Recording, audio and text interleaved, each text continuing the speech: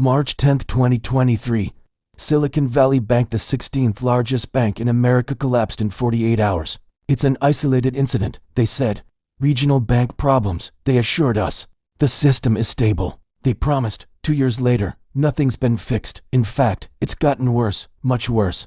U.S. banks held for $182.4 billion in total unrealized losses on securities investments at the end of 2024, according to Federal Deposit Insurance Corporation data, an increase of $118 billion, or 32.5%, from the previous quarter. $500 billion, just sitting there, waiting, like a financial time bomb that everyone can see but nobody wants to defuse, because admitting it exists means admitting the whole system is one bad day away from catastrophe. And Goldman Sachs, the bank that's supposed to be smarter than everyone else, the masters of the universe, they just did something that should terrify you.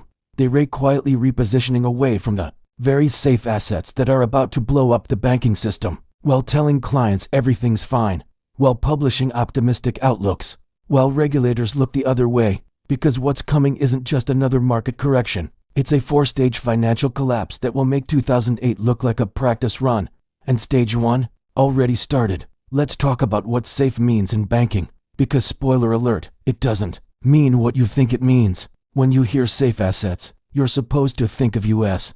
Treasury bonds, the safest investment in the world, right? Backed by the full faith and credit of the United States government. Zero default risk, the bedrock of the financial system. And that's exactly what banks thought when they loaded up on them during COVID. Picture it, 2020. The pandemic hits. The Fed drops interest rates to zero. Banks are swimming in deposits because everyone is saving money. And the government is sending out stimulus checks like Halloween candy. But loan demand is dead. What do you do with all that cash? You buy the safest thing available. Treasury bonds and mortgage-backed securities. Long-term ones. 10-year, 15-year, even 30-year maturities. At yields of 1 to 2%, because hey, safe is safe, right? Wrong, dead wrong, catastrophically. Oh God, what have we done wrong? Then 2022 hits, inflation explodes, the Fed starts hiking rates, and here is the thing about bonds that nobody explains to normal people. When interest rates go up, bond prices go down. It's basic math. If you bought a bond paying 1.5% and now new bonds pay for 0.5%, your old bond is worth way less. Because why would anyone pay full price for your 1.5% bond when they can get for 0.5% somewhere else? Bank securities portfolios are composed primarily of residential mortgage-backed securities and treasuries. Most RMBS have maturities greater than 15 years coupled with negative convexity, making their price less sensitive to decreasing rates. Translation: banks bought long-term bonds that lose value fast when rates rise, but don't gain value as quickly when rates fall. It's a one-way trap. Now, if you're a normal person with a normal investment account, when your investments lose value, you see those losses immediately. Your portfolio goes down, you cry, you question your life choices, standard stuff. But banks have a special trick. It's called held-to-maturity accounting. Accounting practices may have allowed banks to minimize interest rate risk concerns, rather than taking remediating actions sooner. Under current accounting practices, banks typically classify securities as either held to maturity, meaning they intend to hold the security, or available for sale, meaning they may sell the security at any time. Here's the beauty of this scam. Accounting method. If you classify bonds as held to maturity, you don't have to mark them to market. The losses don't show up on your financial statements. They're just footnotes, tiny print, the financial equivalent of a "don't worry about it" until you need cash. Then you have to sell those bonds. And suddenly those unrealized losses become very, very realized. The failures of Silicon Valley Bank, Signature Bank and First Republic Bank in the first half of 2023 can be traced, in part, to the sharp rise in unrealized losses in their investment portfolios. SVB had invested more than 90% of its held-to-maturity portfolio in mortgage-backed securities, municipal bonds, and treasuries with maturities of more than 10 years. They became the second-largest bank to fail in U.S. history. And you know what the best part was? Everyone was shocked, despite the fact that these losses were sitting right there in the footnotes, for anyone who bothered to read them. So surely, after 3 major bank failures in 2023, the problem got fixed, right? The banks sold off their risky positions, regulators cracked down, the system got safer. In the last quarter, 34 banks with more than $1 billion in assets reported unrealized losses on their investment securities equal to 50% or more of their common equity Tier 1 capital, up from 12 in Q3 2024. Let me translate that. 34 banks, not tiny community banks, but banks with billions in assets, have losses on their safe investments that equal half their capital cushion. Half. The buffer that's supposed to protect them from going under.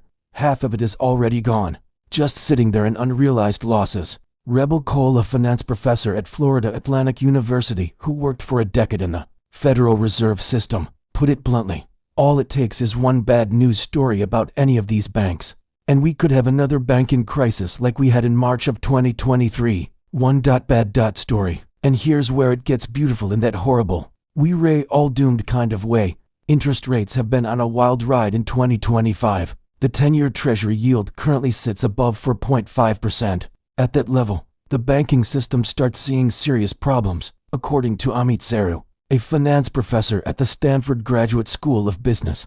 It becomes quite bad at 5%, he added. Cole said that a yield at 5% would equate to roughly $600 billion to $700 billion in unrealized investment losses across the banking system. We're 1 percentage point away from losses approaching $750 billion. And this is where Goldman Sachs comes in. Because while publishing reports about how great bonds are for 2025, landing on bonds, they called their outlook, they've been quietly doing something very different with their own money. They're not abandoning treasuries because they suddenly became risky. They're abandoning them because they know what's coming next. Okay, so banks are sitting on $500 billion in unrealized losses on their safe bond portfolios. That's bad. But that's not the thing that's going to actually trigger the collapse. You want to know what is. Commercial real estate, specifically office buildings. Here's the situation.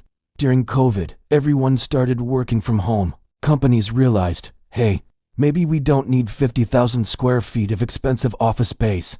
Occupancy rates plummeted. They still haven't recovered. But here's the fun part. With over $1 trillion in CRE loans maturing by the end of 2025, the sector faces a monumental refinancing challenge, threatening a wave of defaults that could ripple through the financial system. $1 trillion of commercial real estate loans coming due this year. Now, normally, refinancing isn't a problem. Loan comes due, you get a new loan, everybody's happy. But that only works if A, your property is worth what it was worth when you took out the original loan. B, interest rates haven't doubled since then. C, the bank actually wants to lend to you in 2025. None of those things are true. Office buildings in major cities have lost 30 to 50% of their value. Interest rates have more than doubled. And banks?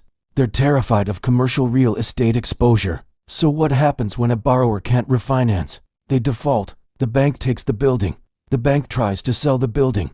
But who's buying a half-empty office tower in a market where everyone's working from home? Nobody, which means the bank has to write down the loan as a loss. Cole, meanwhile, said he sees additional pressure coming from a looming crisis in commercial real estate, leaving banks increasingly vulnerable if investment losses put them under pressure. It's not just one problem. It's two problems that feed each other. Unrealized bond losses weaken the banks. Then, CRE defaults hit. The weakened banks can't absorb the losses. Depositors get nervous. Bank runs start. Welcome to stage 2. But wait, there's more. Because it's not just regular banks that are in trouble. It's the entire shadow banking system. And when I say shadow banking, I don't mean some sketchy, underground operation. I mean the $64 trillion, yes, trillion non-bank financial system that includes hedge funds, private credit funds, pension funds, and insurance companies. Non-bank lenders, especially private credit funds, have grown rapidly in recent years, adding to financial stability risks because they are less transparent and not as firmly regulated. Private credit direct lending by funds instead of banks has exploded. It's now a $1.7 trillion market. These funds lend money to companies that can't or won't get traditional bank loans. Higher risk, higher returns, zero FDIC insurance. And here's the kicker. These non-bank lenders are deeply interconnected with regular banks. In the United States and the Euro area, many banks now have non-bank exposures that exceed their Tier 1 capital, a crucial cushion that allows a bank to absorb losses and remain stable in times of crisis. Banks' exposure to non-banks exceeds their entire capital buffer. Let that sink in. The IMF ran the numbers. In a stress scenario, where non-banks become riskier and fully draw their credit lines from banks. In a stress scenario in which non-banks become riskier and fully draw their credit lines from banks, about 10% of U.S. banks and 30% of European banks would see their regulatory capital ratios fall by more than 100 basis points. Translation: when private credit funds and hedge funds start having problems, banks don't just watch from the sidelines, they get dragged down too. Bank of England Governor Andrew Bailey warned that recent private credit failures highlight how risky this market has become, with alarm bells ringing over complex loan structures that echo those seen before the 2008 financial crisis. Echo. We're literally repeating 2008, just with different actors and fancier names. So let's put it all together, because this is where the four stages converge into one beautiful catastrophe. Stage 1. Banks sitting on $500 billion in unrealized bond losses. Stage 2. $1 trillion in commercial real estate loans defaulting. Stage 3. Shadow banking system imploding, triggering credit line draws. Stage 4. On October 16, 2025, a dramatic sell-off in regional bank stocks, triggered by unexpected loan-related disclosures from key players, sent shockwaves across financial markets. This already happened. This isn't a prediction. This is reality. One bank announces unexpected losses. Their stock tanks. Depositors at similar banks get nervous. They start withdrawing money. Those banks have to sell assets to meet withdrawals. But remember, they're sitting on unrealized losses. When they sell those bonds, the unrealized losses become realized. Their capital gets wiped out.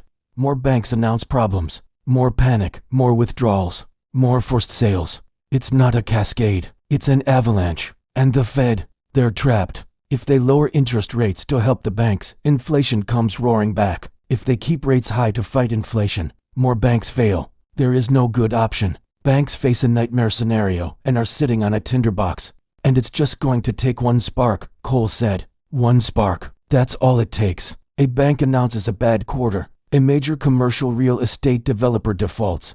A hedge fund blows up. Doesn't matter which one. The kindling is everywhere. And Goldman Sachs knows this. They see the same data you're seeing right now, except they've got 150 years of experience knowing what happens next. So what are they doing about it? Here's what makes Goldman Sachs different from your local regional bank. They rain not hoping the problem goes away. They're positioning for the collapse, publicly. They're telling everyone that 2025 is the year to land on bonds. Their asset management division is pushing clients into fixed income. Rate cuts are set to continue.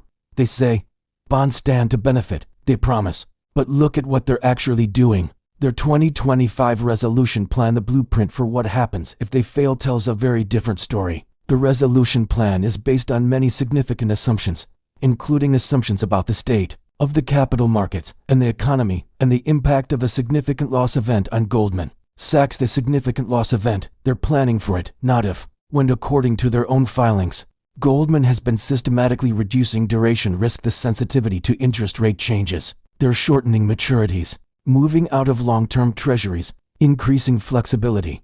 While everyone else is stuck holding 10-year and 30-year bonds, Goldman's been rotating into shorter duration assets, 2-year notes, corporate credit they can sell quickly, anything liquid. It's not abandoning treasuries entirely. It's abandoning the ones that will get slaughtered when stage 4 hits. And here is the beautiful irony.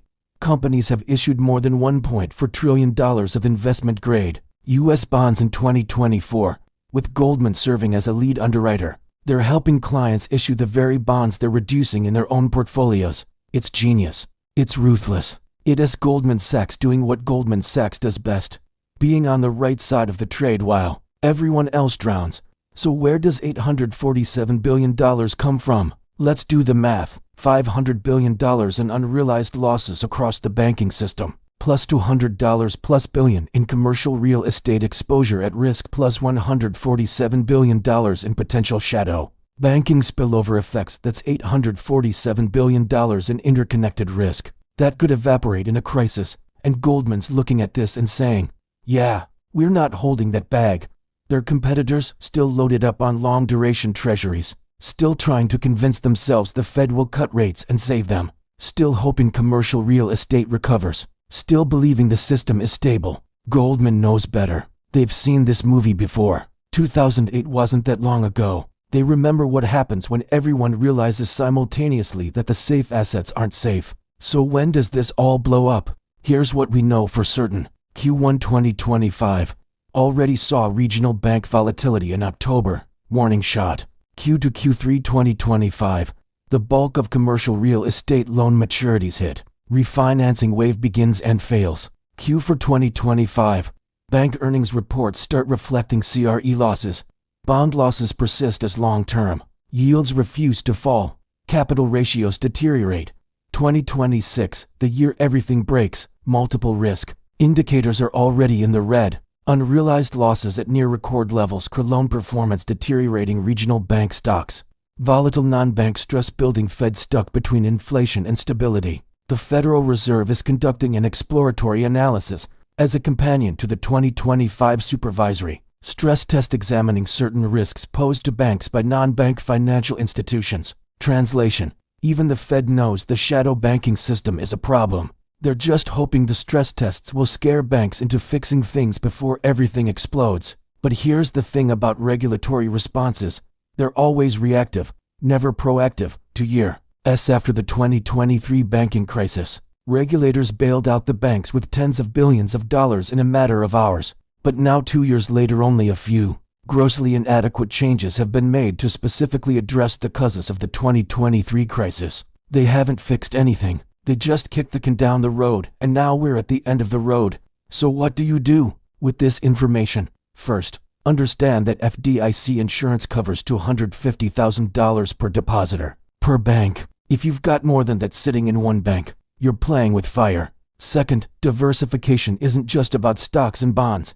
It's about counterparty risk. Don't assume your bank is safe just because it's big. Some of the biggest banks have the most Treasury exposure. Third, if you're planning to need credit, mortgage, business loan, whatever, get it now while credit is still available. When banks start failing, credit freezes. Doesn't matter how good your credit score is.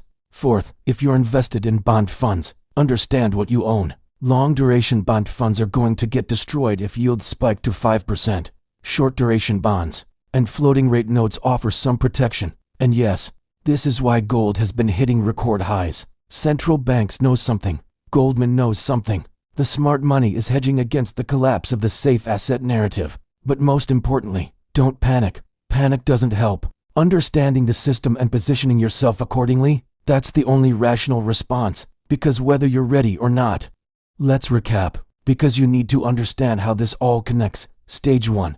The Treasury trap.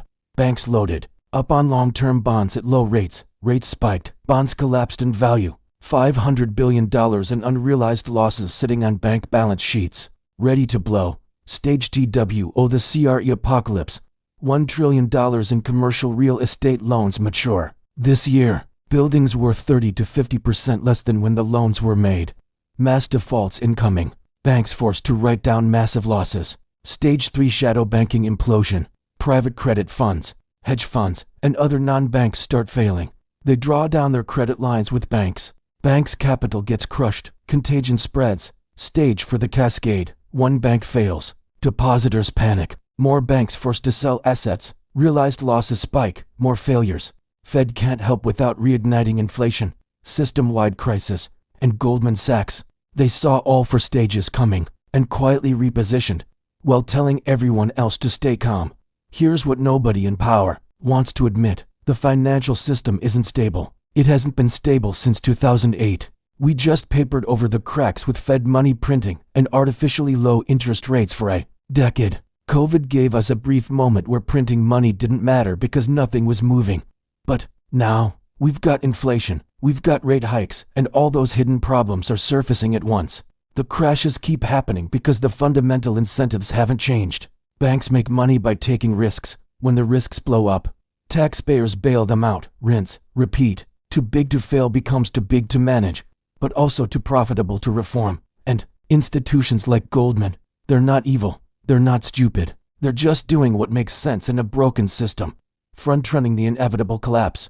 The regulators who are supposed to stop this, many of them came from Goldman. Many of them will return to Goldman. The revolving door spins, and nothing fundamentally changes. So here we are, standing at the edge of stage 4, with all the indicators flashing red. with Goldman Sachs quietly positioning for impact, with half the banking system sitting on unrealized losses that could become very realized very quickly. The question isn't if, the question is when.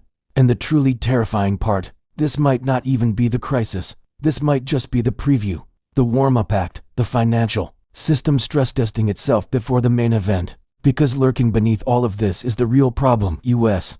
debt at $36 trillion and climbing, deficits at 7% of GDP, debt interest payments consuming for 0.5% of GDP annually. At some point, the bond market says enough. At some point, the Treasury auctions start failing because nobody wants to lend to a country drowning in debt. At some point, the entire Ponzi scheme comes crashing down. And when that point comes, Goldman will have already moved to the next trade. The question is, will you? If this video just fundamentally altered your understanding of financial stability, or lack thereof, you know what to do. Subscribe. Because if you think this story is over, you haven't been paying attention. Until then, check your bank's balance sheet. Look at their unrealized losses. Look at their commercial real estate exposure. And ask yourself, am I protected if this bank becomes the next Silicon Valley Bank? Because in a system where safe assets aren't safe, where regulators are asleep at the wheel, and where Goldman Sachs is quietly heading for the exits, the only person protecting you is you. Remember,